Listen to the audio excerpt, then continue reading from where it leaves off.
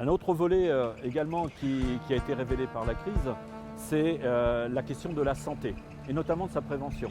La prévention santé nous semble un élément indispensable sur le territoire.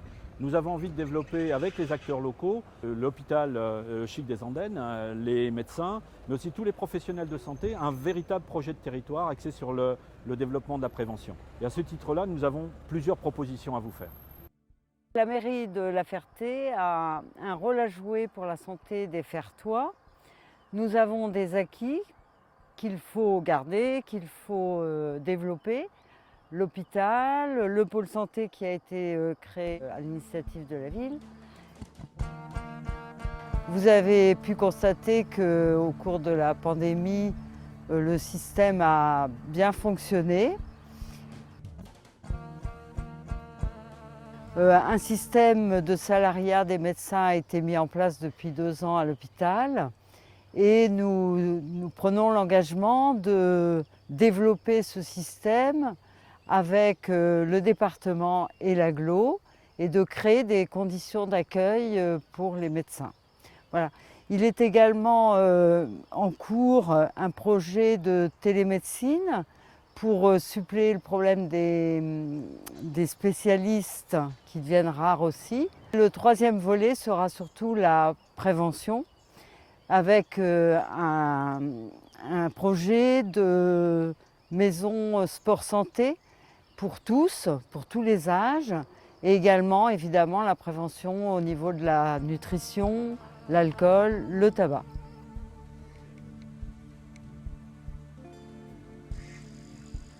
C'est un facteur de santé, le lien social. C'est un facteur du bien vieillir ensemble.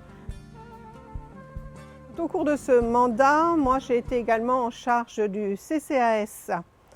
Et donc le social a été notre priorité. Toujours accompagner les plus vulnérables, se faire reconnaître sur le secteur pour vraiment toucher toutes les personnes qu'on pouvait aider.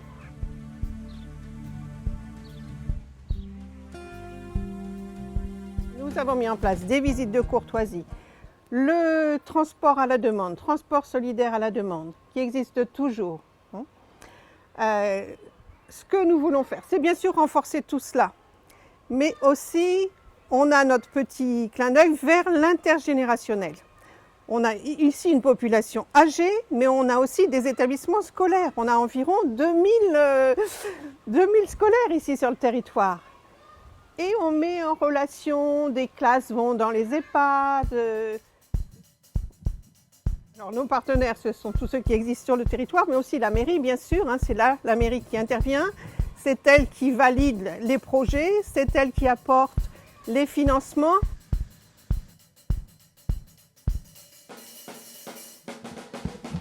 Voilà. Bon, là, nous sommes sur le terrain des quartiers des Couturières. C'est un terrain qui appartenait à la ville. Il y a une première tranche de travaux qui a été faite de 6 appartements par le logis familial.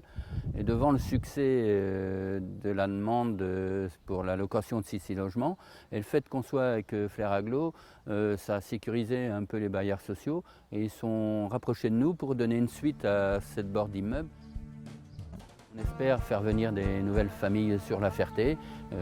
C'est un plus pour le commerce, les écoles, tout ça.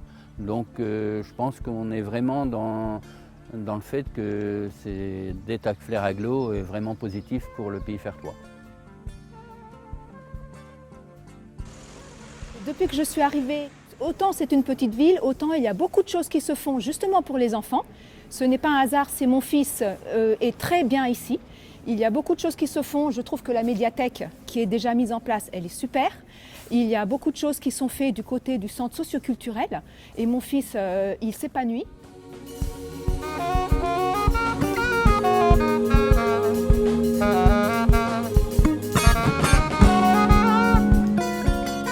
La crise que nous sommes en train de vivre, ça a permis à José et à toute l'équipe de révéler ce qu'ils ont à apporter. Ici, ils ont été très réactifs et par rapport à l'école, l'ouverture, la cantine, je sais que dans d'autres mairies, ça n'est pas le cas. La crise a également révélé le besoin d'entraide entre les générations. José et toute ton équipe ont trouvé moyen justement de faire ce lien.